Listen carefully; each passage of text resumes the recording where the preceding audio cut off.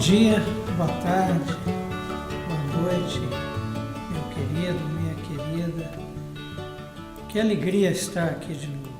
Os irmãos não fazem ideia do que tem representado para mim e também para a Adélia nesse tempo assim de isolamento social, essa oportunidade de compartilharmos com os irmãos aquilo que Deus tem colocado no nosso coração a partir da nossa leitura, do nosso estudo, do nosso aprofundamento na Palavra de Deus.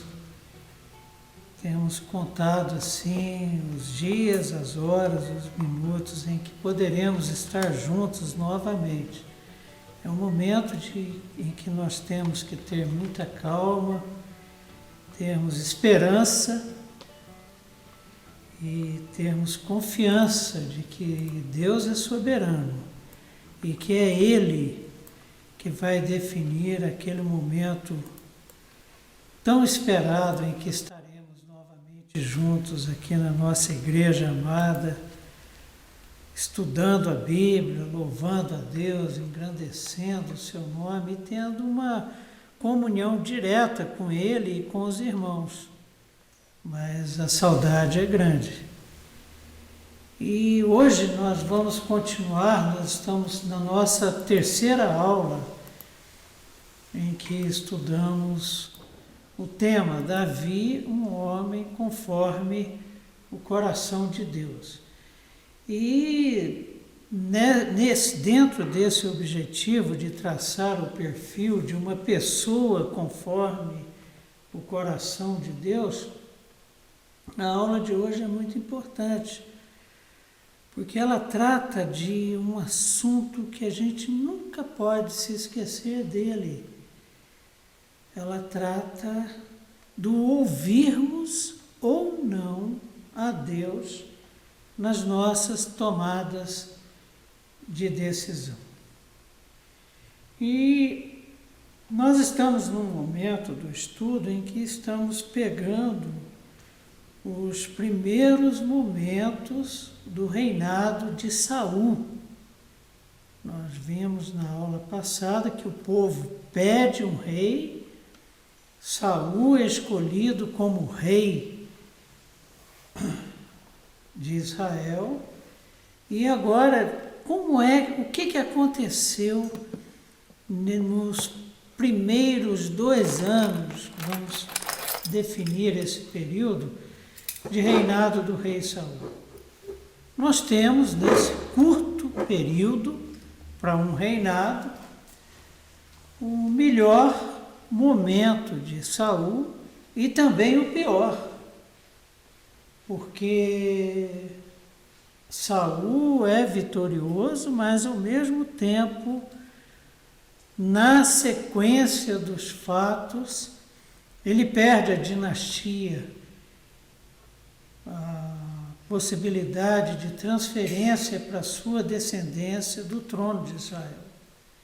E perde também o trono de Israel nesse período de tempo. Os filisteus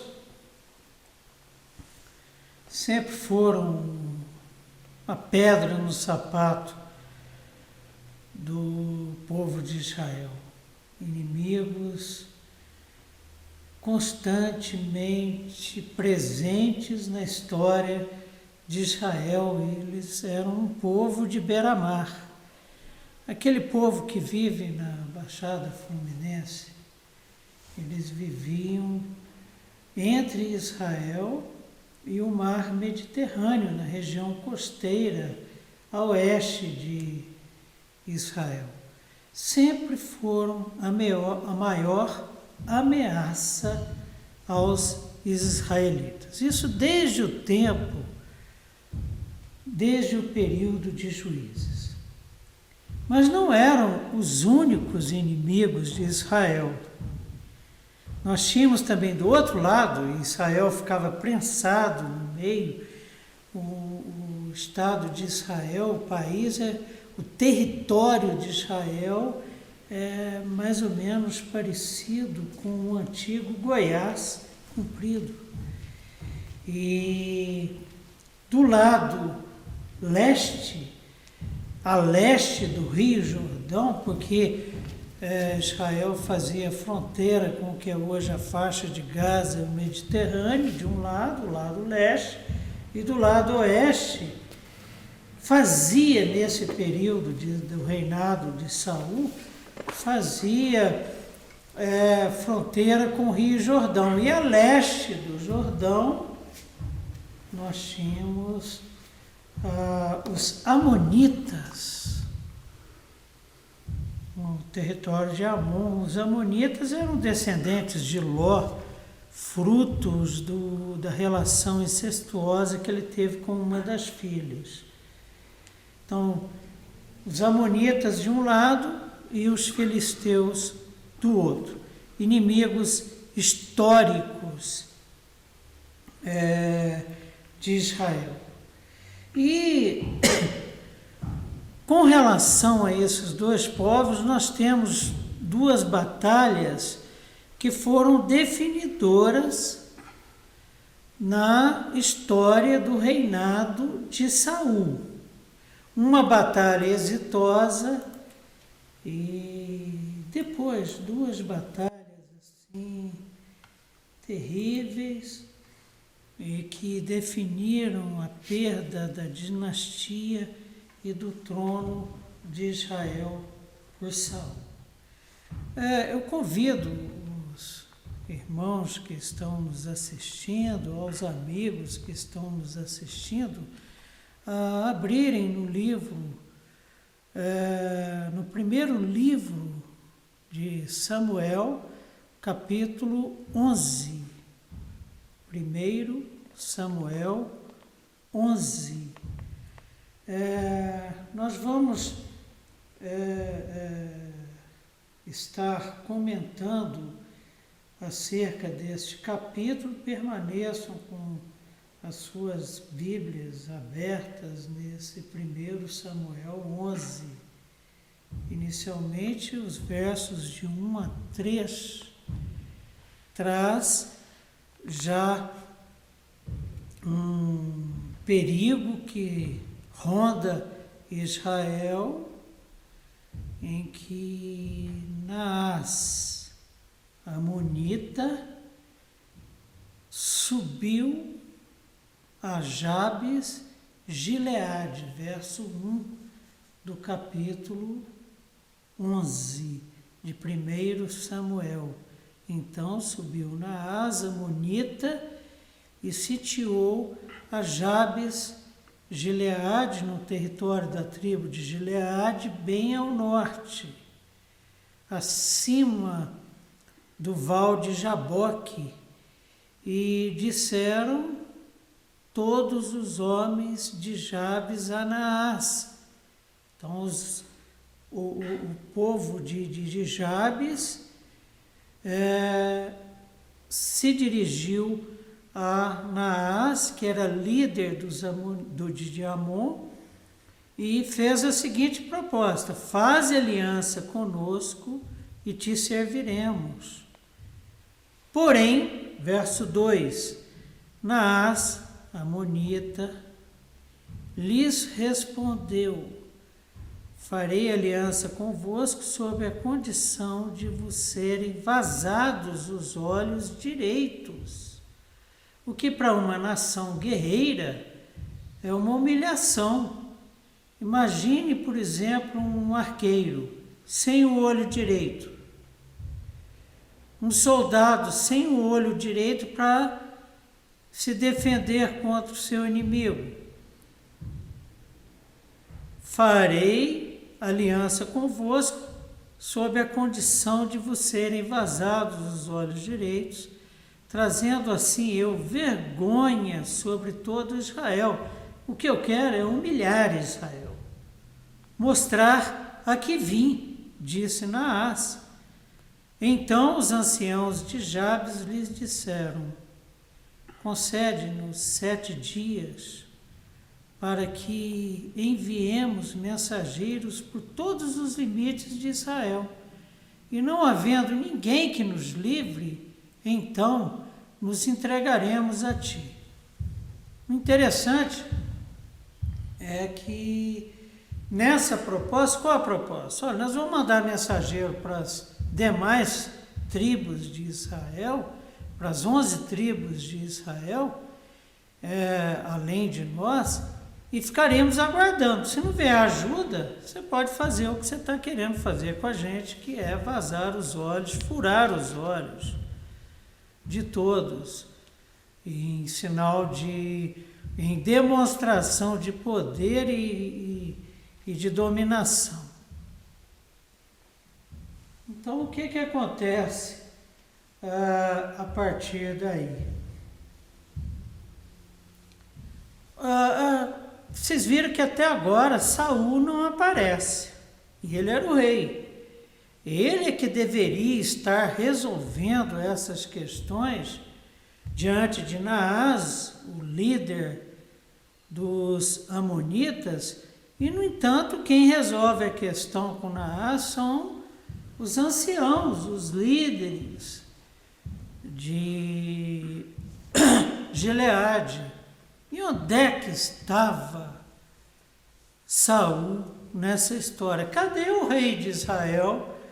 O povo havia pedido a Deus um rei, Deus escolheu um rei para Israel, e cadê o rei?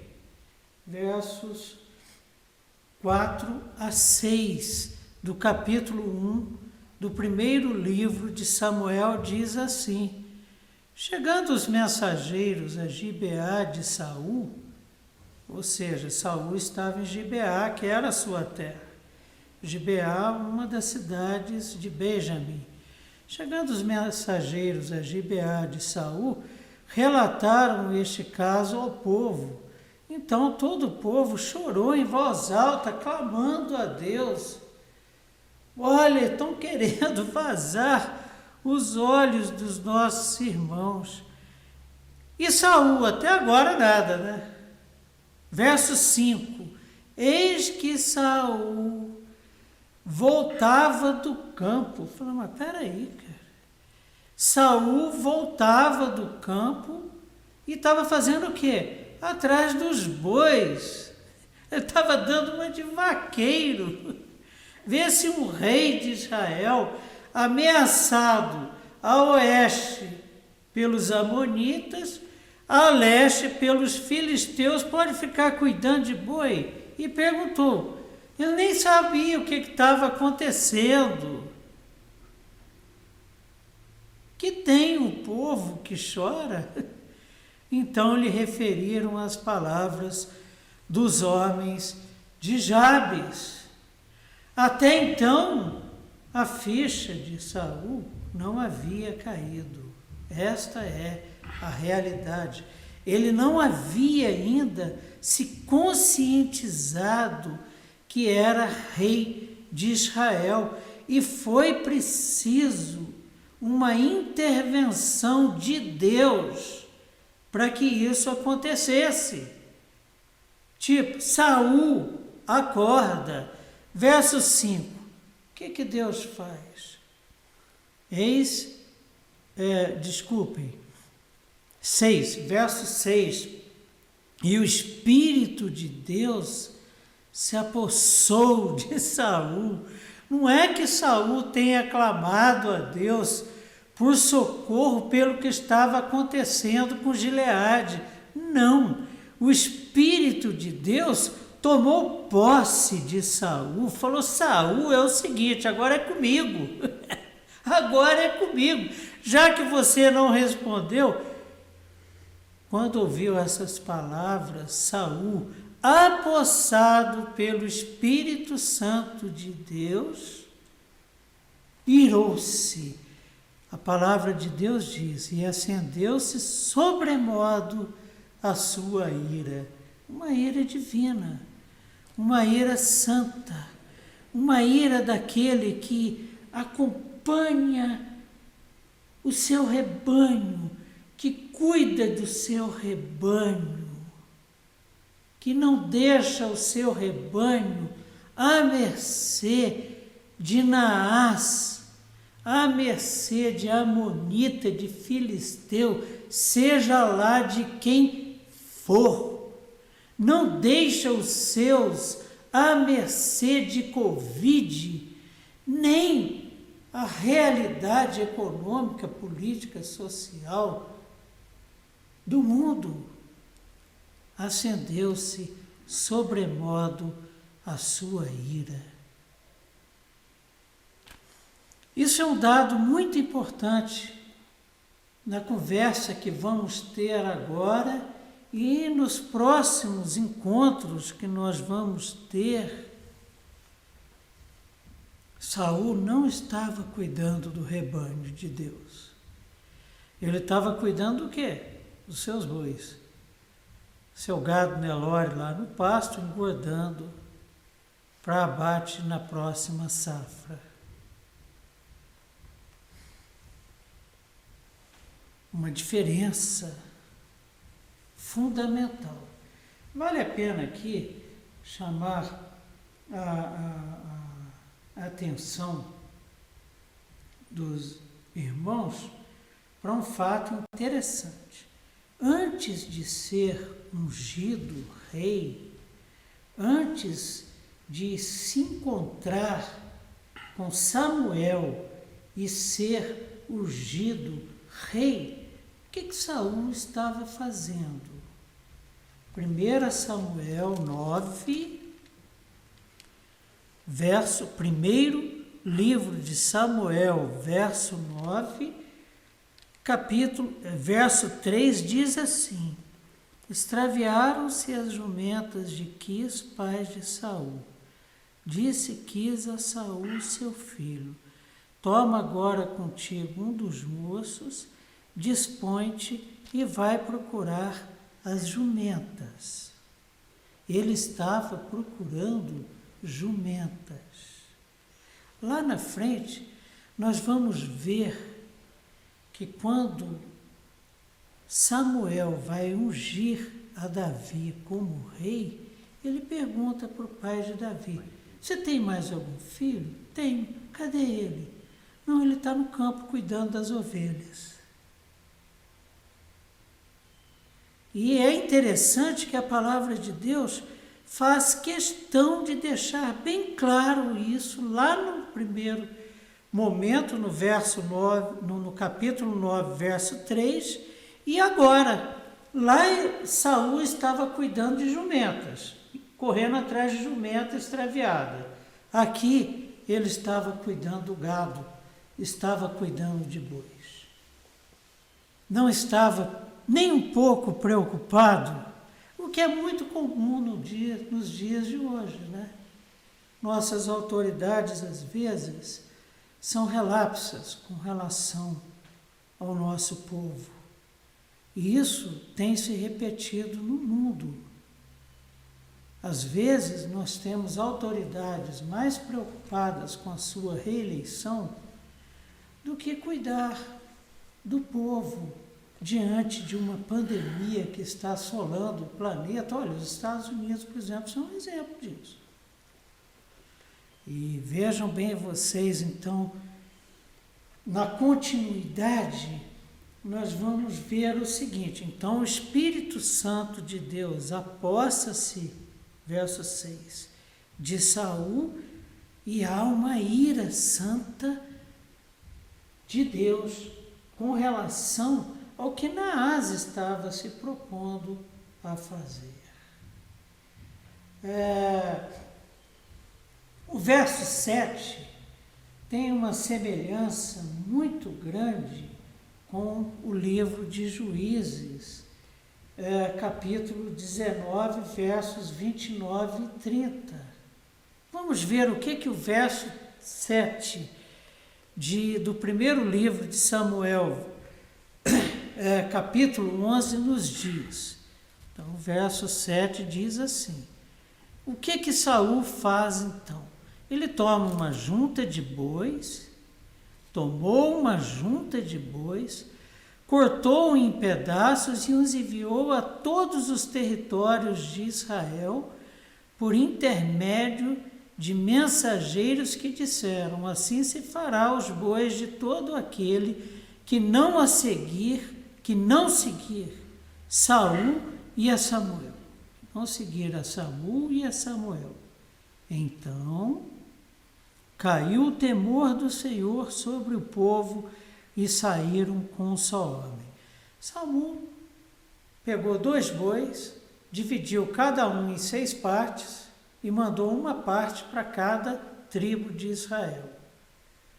E disse o seguinte: os mensageiros que chegavam com essa parte de boi nas tribos, esses mensageiros diziam o seguinte: olha, isso aqui vai acontecer com os bois daqueles que não vierem a Saul e a Samuel para pelejarem contra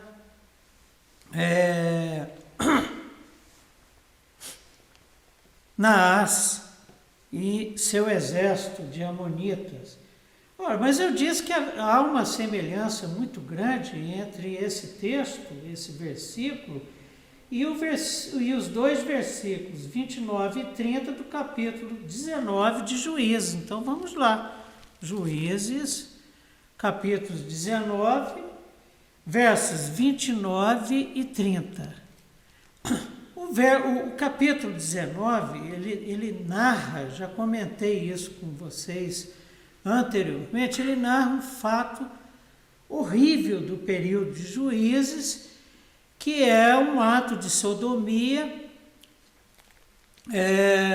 praticado pelos benjamitas e que mancha a história de Israel, em que a concubina de um levita é estuprada a noite toda e ela morre, fruto dessa violência.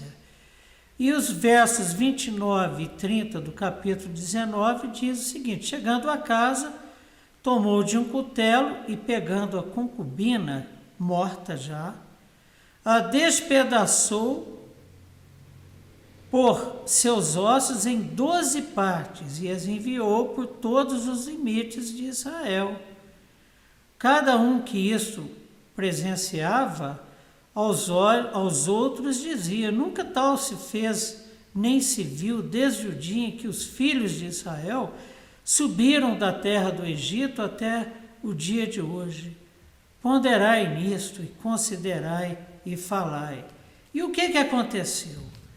Aconteceu o seguinte: todo Israel se junta para guerrear contra Benjamim e praticamente a tribo de Benjamim é extinta.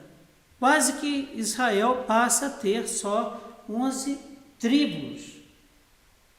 E aqui acontece algo muito parecido, né? Então Saul manda os pedaços dos 2 bois para as tribos com o recado: olha, quem não vier, vai acontecer isso com seus bois. Vier para fazer o quê? Para ajudar na luta contra Naás. Lá em Juízes, na luta contra Benjamim. E aqui acontece uma coisa, novamente, aqui no capítulo 11 do primeiro livro de Samuel, acontece um ajuntamento dos exércitos de todas as tribos para lutar contra Naás. Em Gibeá que acontece esse ajuntamento, Gibeá de Benjamim. Só que lá em Juízes, foi em Gibeá também, só que era para lutar contra a própria tribo de Benjamim. Interessante, mais uma marca de Benjamim na vida de Saul. Ele assumiu a mesma postura de que assumiu o levita quando a sua mulher foi morta, fruto de sodomia. Versos de 8 a 15. Contou-se em Bezeque dos filhos de Israel havia 300.000 soldados. Dos homens de Judá, 30.000. Então, 330.000 soldados se uniram para lutar contra Naás. Então disseram aos mensageiros que tinham vindo: assim direis aos homens de Jabes Gileade. Lembram que Jabes Gileade estava cercada, a cidade estava sitiada por Naás. Assim direis aos homens de Jabes Gileade: amanhã, quando aquentar o sol, sereis socorridos. Vindo, pois, os mensageiros e anunciando aos homens de Jabes, estes se alegraram e disseram aos amonitas: amanhã nos entregaremos a vós outros, então nos fareis o que melhor vos parecer. Sucedeu que ao outro dia Saul dividiu o povo em 3 companhias que pela vigília da manhã vieram para o meio do arraial e feriram a Amon, até que se fez sentir o calor do dia. Os sobreviventes se espalharam e não ficaram 2 deles juntos. Uma grande vitória. Vitória de quem? De quem se apossou de Saul. Vitória do Senhor. Vitória do Senhor. Deus deu a Israel, num momento delicado da sua história, essa grande vitória. E uma vitória que foi atribuída a Saul. Faltou a percepção, o discernimento de que a vitória havia sido do Senhor. Então disse o povo a Samuel: quem são aqueles que diziam, reinará, verso 12 do capítulo 11, reinará Saul sobre nós? Trazei-os para aqui, para que os matemos. Olha o espírito que dominava em Israel, né? Porém Saul disse: hoje ninguém será morto, porque no dia de hoje o Senhor salvou a Israel. Saul afirma isso, inspirado pelo Espírito Santo de Deus, que havia se apossado dele. Deus buscava, nesse momento da história de Israel, mostrar quem ele é e quem nós somos. Nós somos extremamente dependentes do Senhor. Verso 14, disse Samuel ao povo: vinde, vamos a Gilgal e renovemos ali o reino. Porque vocês se lembram que na posse de Saul houve um racha, tinha gente que era contrário a ter Saul como rei em Israel. E houve regozijo pela vitória. Mas essa questão de Deus ter se apossado de Saul,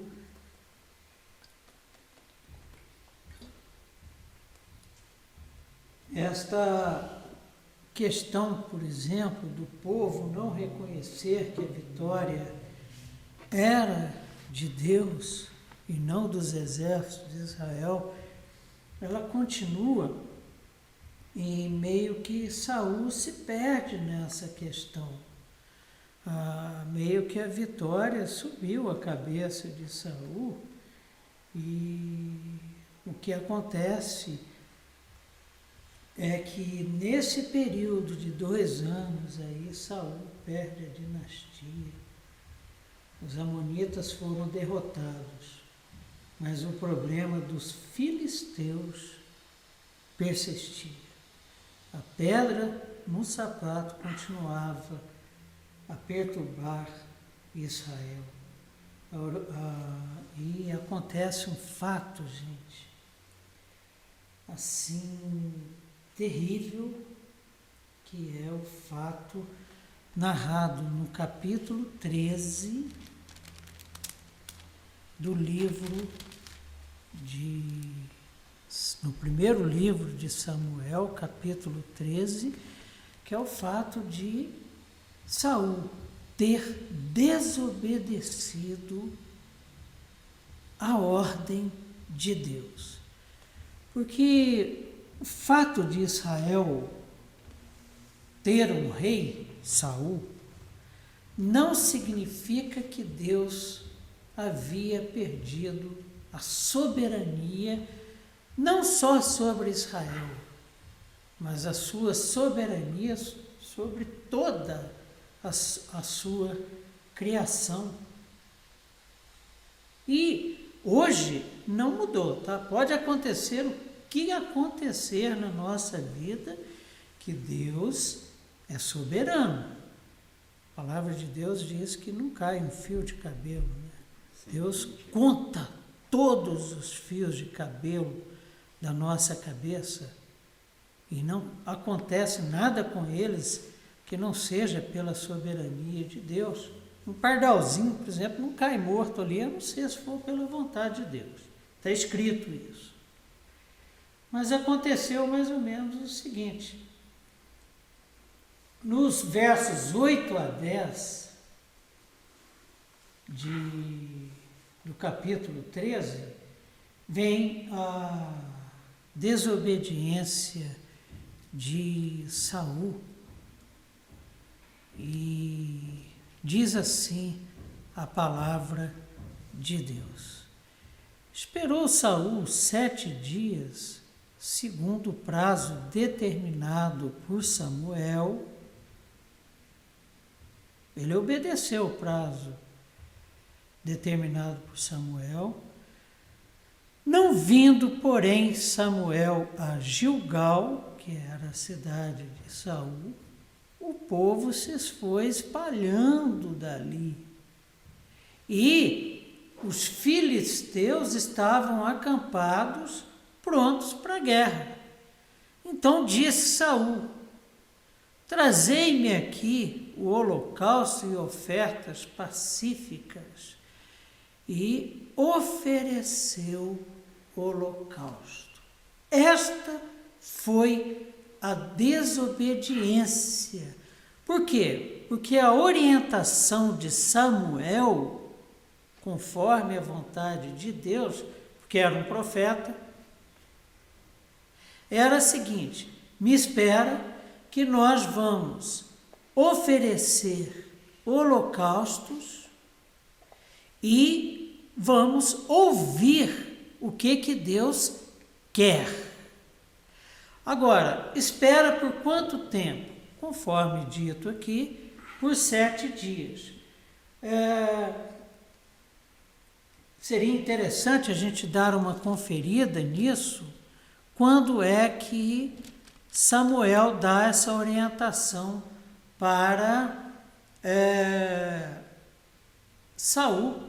Interessante que foi quando Samuel unge a Saul, rei de Israel. Falou: olha, vai chegar um momento que você vai a Gilgal, vai me esperar 7 dias e eu, então, com você, nós ofereceremos holocaustos. Certo?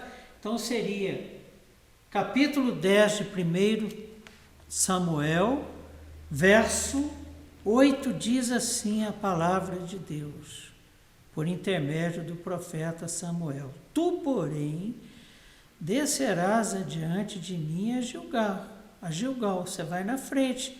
Depois lá das vitórias que nós vimos e que o povo comemorou. E eis que eu descerei a ti para sacrificar o holocausto e para apresentar ofertas pacíficas. 7 dias esperarás até que eu venha ter contigo e te declare o que hás de fazer. E te declare o que hás de fazer. E o que nós vimos lá no capítulo 13, versos de 8 a 10? Verso 9: então disse Saul: trazei-me aqui o holocausto e ofertas pacíficas. E ofereceu o holocausto. Por quê? Saul estava começando a ficar preocupado Porque o povo, o seu exército estava dispersando. E os filisteus lá acampados, prontinhos para a batalha. Aí ele quis resolver a coisa ao modo dele. Ele quis resolver as coisas no seu tempo, e não no tempo de Deus, e não no kairós de Deus, que é o tempo de Deus, que havia sido estabelecido por Samuel. Me espera 7 dias. Cara, começou a ficar de tarde, começou já a querer escurecer, e nada de Samuel. O que Saul fez? Foi lá e trocou os pés pelas mãos. Passou o carro na frente dos bois e ofereceu holocausto, na esperança de que assim o Senhor ajudaria Israel. O verso 12 diz o seguinte: e eu disse comigo, olha só o que acontece, desculpem. Mal acabara, verso 10 eu repito, mal acabara ele de oferecer o holocausto, eis que chega Samuel, no tempo previsto. Só que atrasado, para Saul, não para Deus. Porque Samuel era instrumento de Deus, como Saul foi instrumento de Deus contra Naás.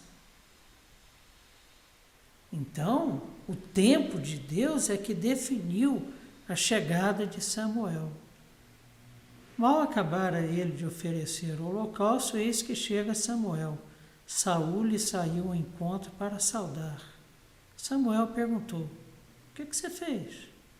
Já viu, sentiu fumaça de holocausto, cheiro de holocausto no ar. O que fizeste? Respondeu Saul, vendo que o povo sempre com uma justificativa, como nós, quando desobedecemos a Deus. O que fizeste? Respondeu Saul, vendo que o povo ia se espalhando daqui e que tu não vinhas nos dias aprazados, e que os filisteus já se tinham ajuntado em Miquimás, eu disse comigo, agora descerão os filisteus contra mim a Gilgal, e ainda não obtive a benevolência do Senhor. E forçado pelas circunstâncias, forçado pela pressão filisteia, pela pressão israelita, forçado pelo fato de que você, Samuel, não chegava, forçado pelas circunstâncias, ofereci holocaustos. Quantas vezes na nossa vida isso já aconteceu? Forçados pelas circunstâncias, focamos o nosso olhar no que está acontecendo em nossa volta e não olhamos para Deus e não esperamos em Deus e fazemos aquilo que não podíamos fazer, fazemos aquilo que desagrada a Deus e pioramos as coisas.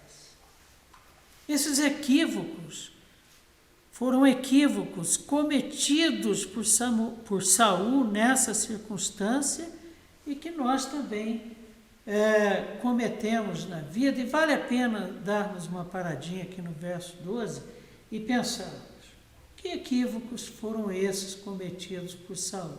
Primeiro, ele olhou, fez as suas contas, fez os cálculos de custo e benefício e viu que o número menor de soldados era preocupante. Isso lembra, sabe o quê? Juízes, capítulo 7, em que Gideão tinha os olhos voltados para o tamanho do exército e não para Deus. E Saul conhecia muito bem essa história. Era a hora dele se apropriar do que Deus ensinou para Gideão e não tomar a decisão que tomou. E esperar em Deus e não em si mesmo e no exército. O que aconteceu lá com Gideão? Deus chega para Gideão e fala assim, olha, é o seguinte, esse exército está grande demais para o meu gosto. Qual o problema disso? Significa que com um exército grande vocês vão perder? Não, comigo vocês vão ganhar. Só que pode acontecer o seguinte, para vocês que estão colocando a esperança em tamanho e poderio de exército, há um perigo muito grande na vitória. Senhor, mas perigo na vitória?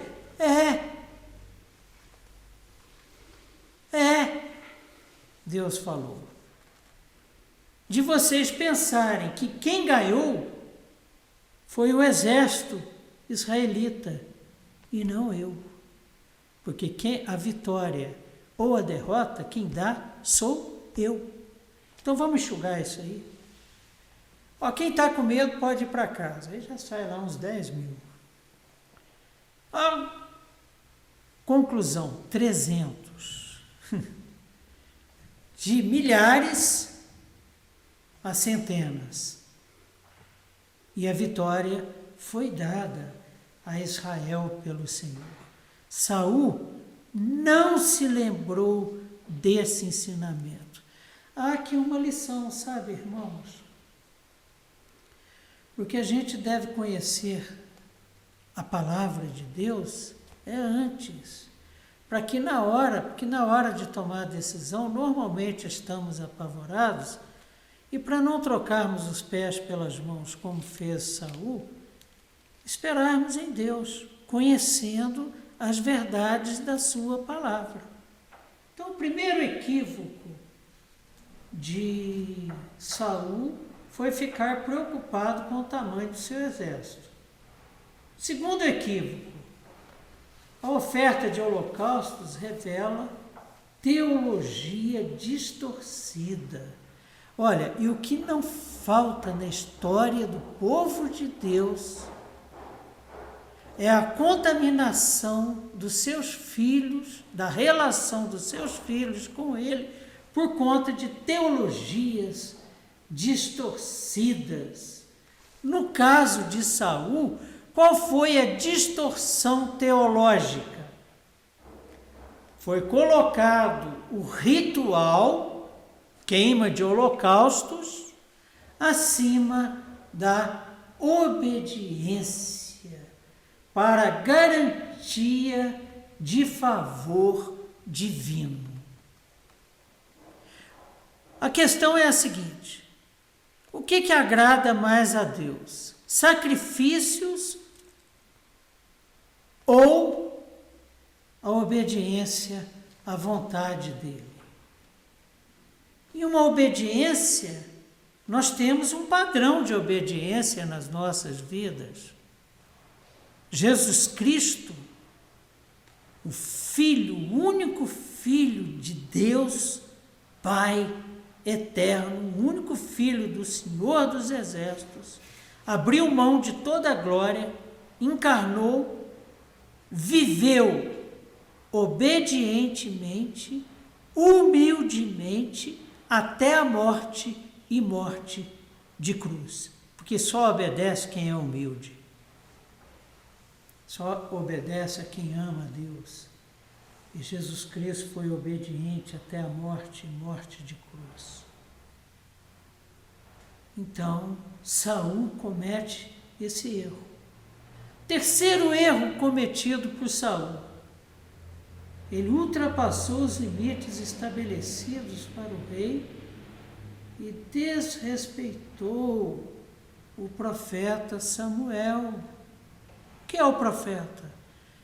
O profeta fala por Deus. O profeta recebe de Deus e fala ao povo de Deus. Isso vem lá de Êxodos 20, 18, 19, quando o povo pede um profeta. E por que o povo... E Saul sabia disso, viu, gente? Se não sabia, devia saber. Porque lá em Deuteronômio, quando Deus prescreve como deve ser um rei em Israel, ele deve ter o rolo da lei, da vontade de Deus e sempre consultá-lo. Olha só, e o que é o rolo? O Pentateuco. Agora, olha só que coisa interessante. Êxodos, o livro do Êxodo, capítulo 20,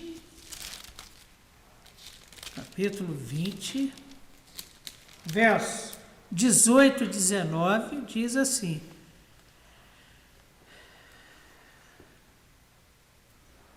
todo o povo presenciou os trovões e os relâmpagos, uma teofania, uma manifestação de Deus, e o clangor da trombeta, e o monte fumegante, está sapecando tudo por causa da presença de Deus.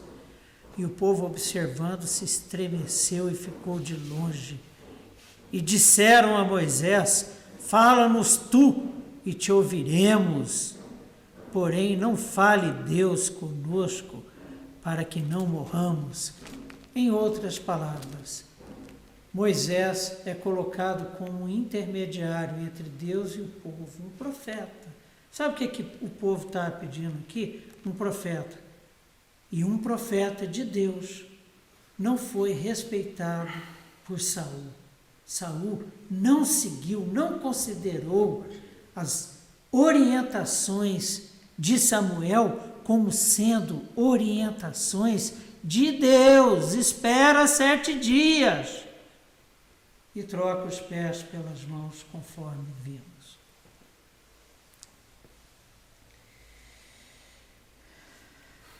Então, capítulo 13, verso 14, diz assim: já agora não subsistirá o teu reino. Ou seja, subsistir.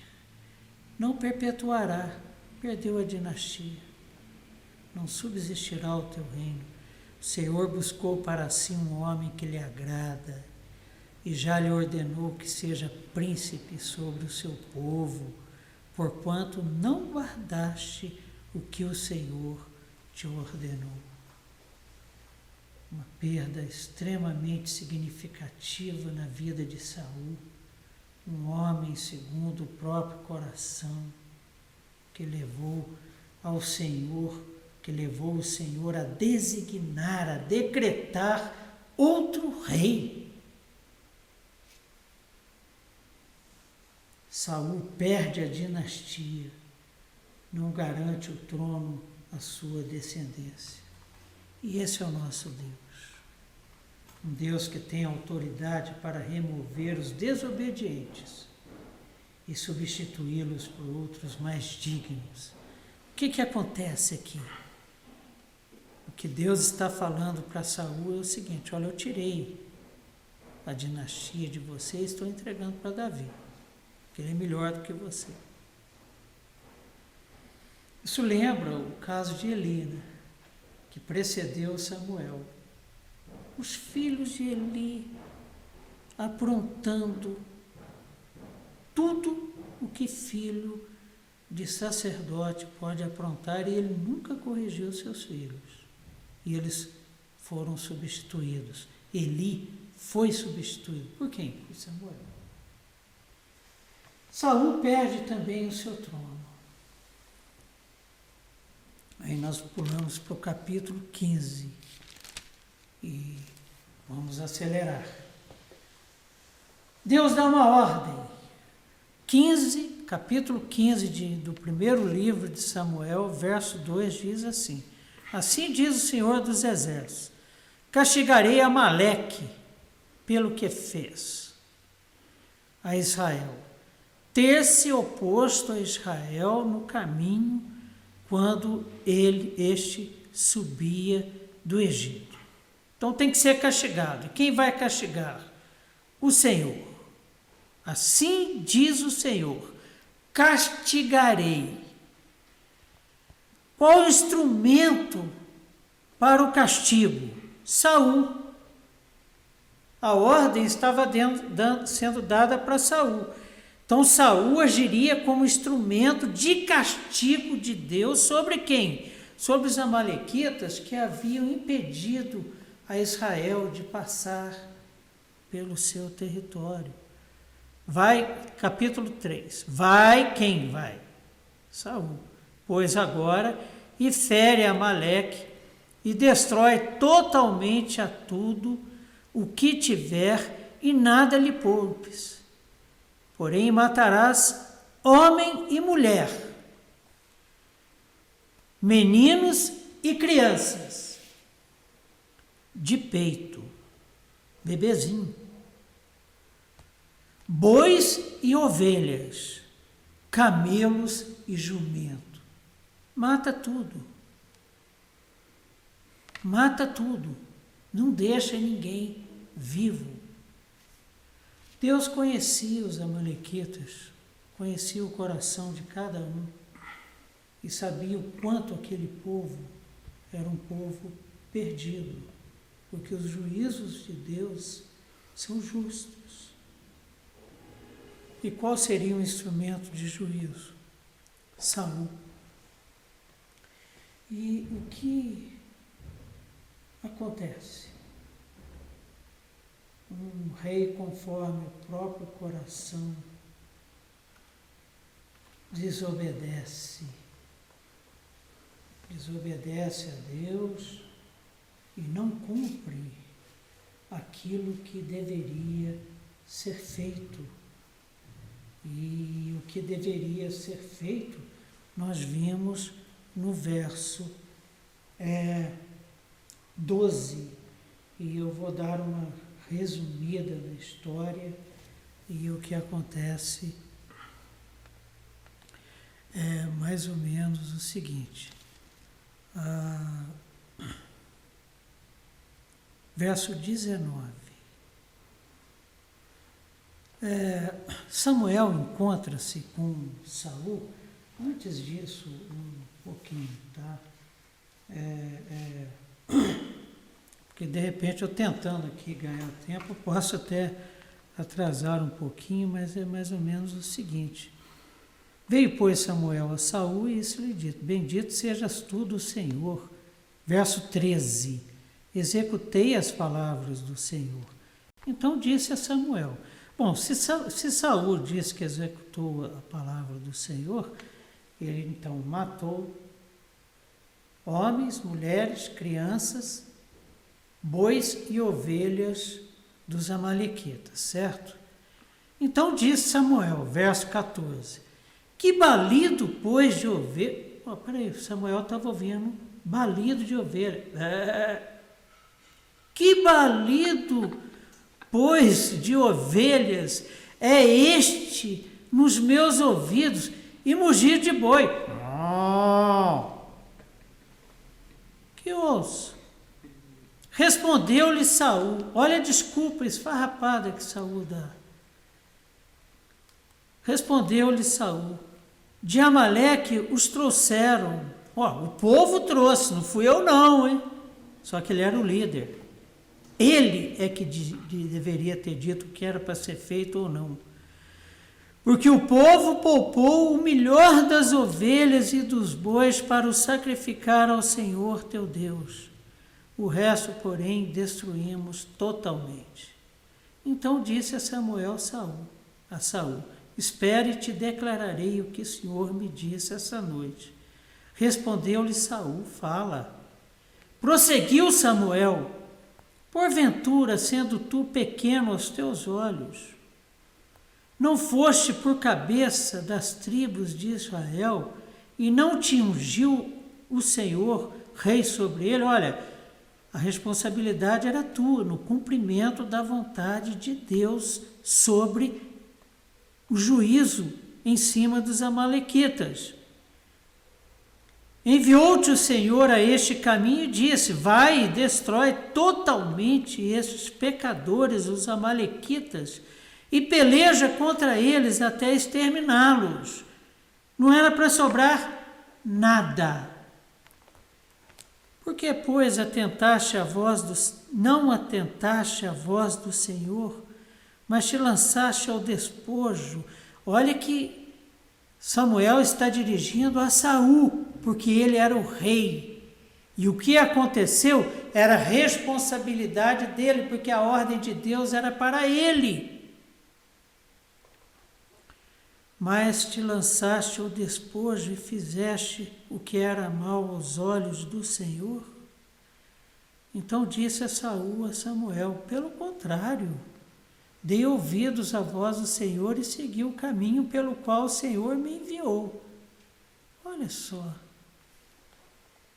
E trouxe a Agag, rei de Amaleque, e os amalequitas, os destruí totalmente. Ele não matou o rei. Ele não matou Agag, rei de Amaleque. E o que Deus havia dito? Não é para sobrar ninguém.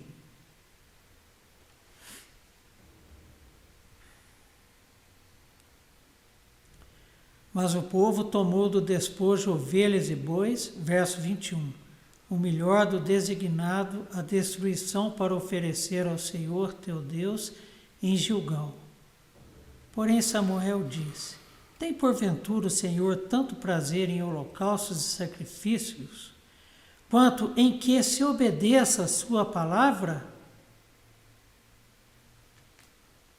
Olha, essa liturgia, esse ritualismo não agrada a Deus.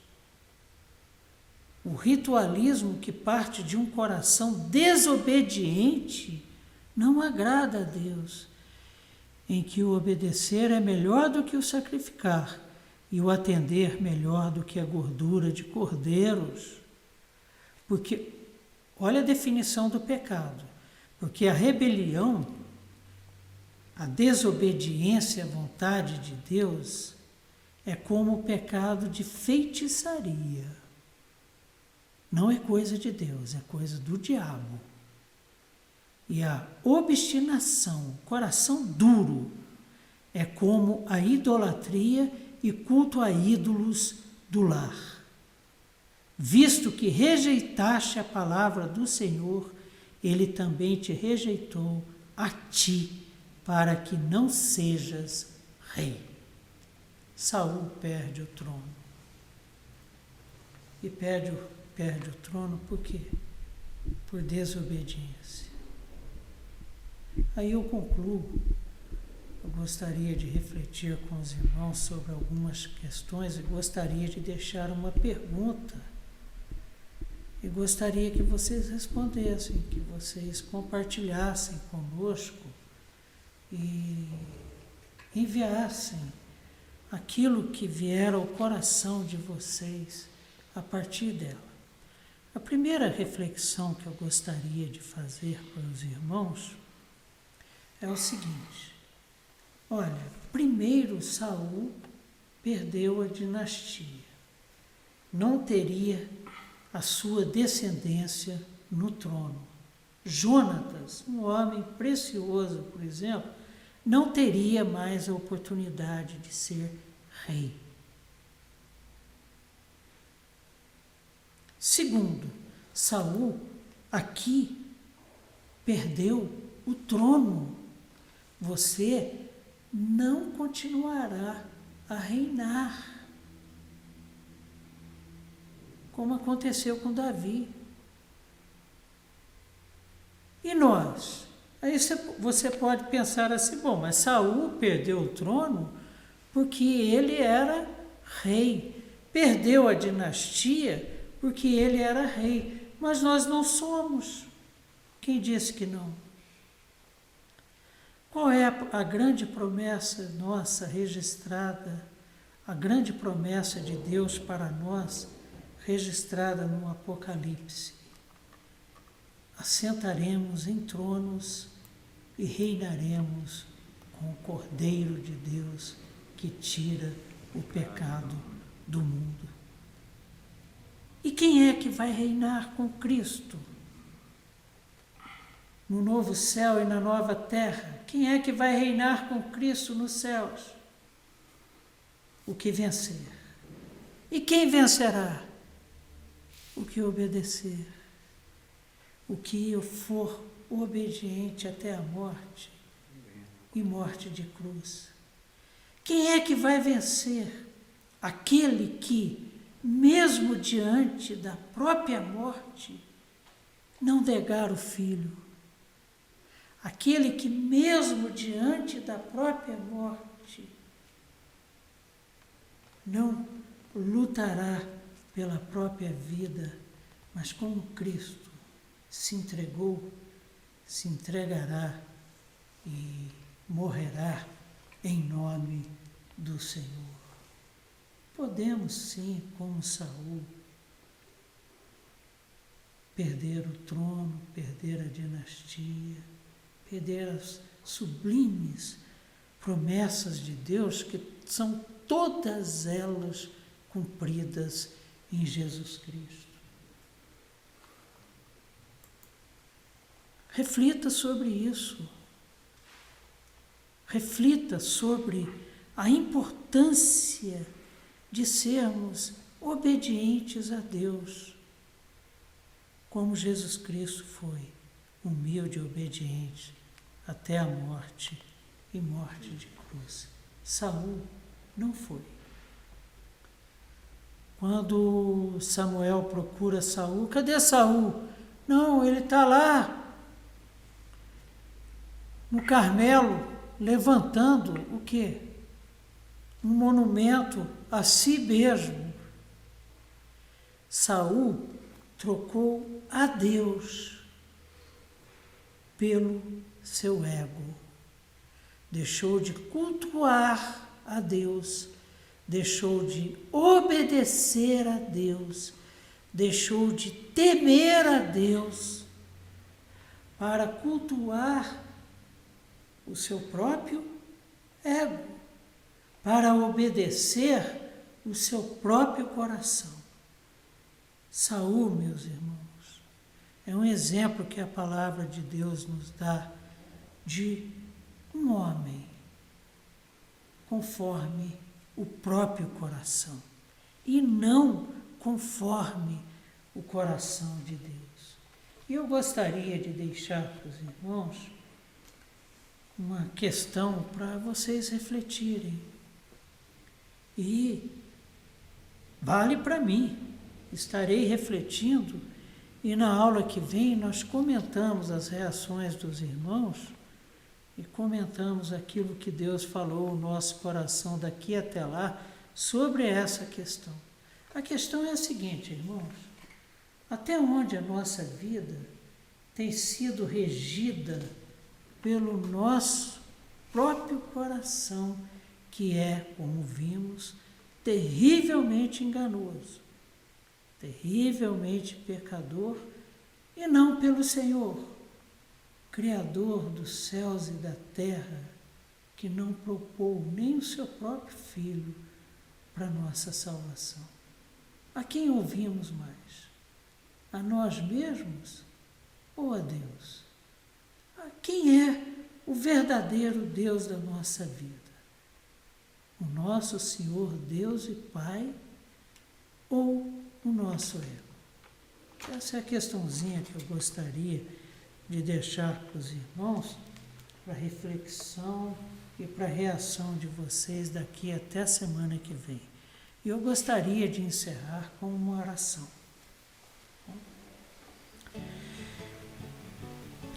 Senhor nosso Deus e Pai, muito obrigado, Senhor, pela Tua palavra, que é a verdade, e uma verdade eterna, uma verdade inabalável.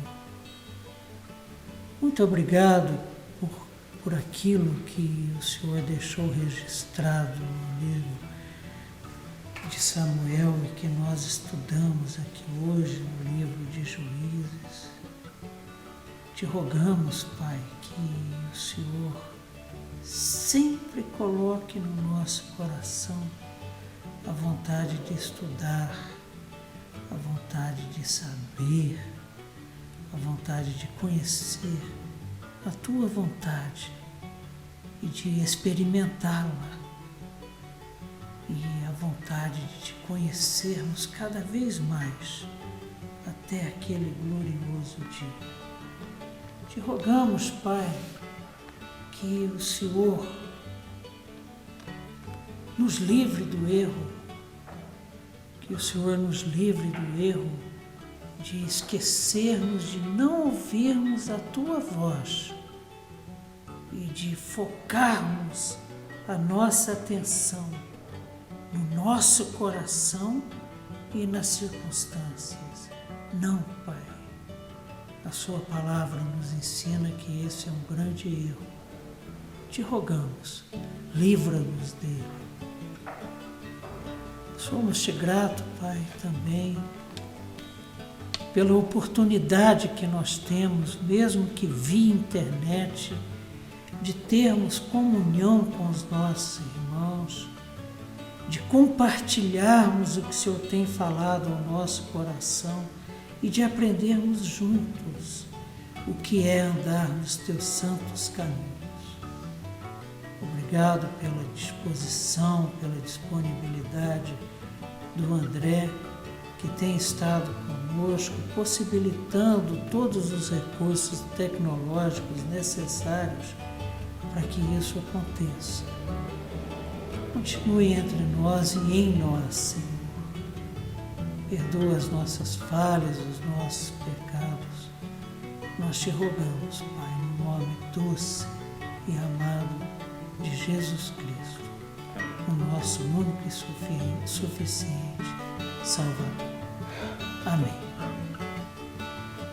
Até a próxima, irmãos, e não deixem de mandar para nós a sua reação, a sua resposta a esse questionamento, para que a gente socialize, para que a gente compartilhe no corpo de Cristo, que é a nossa amada Igreja PJB. Amém? Amém. Até a próxima.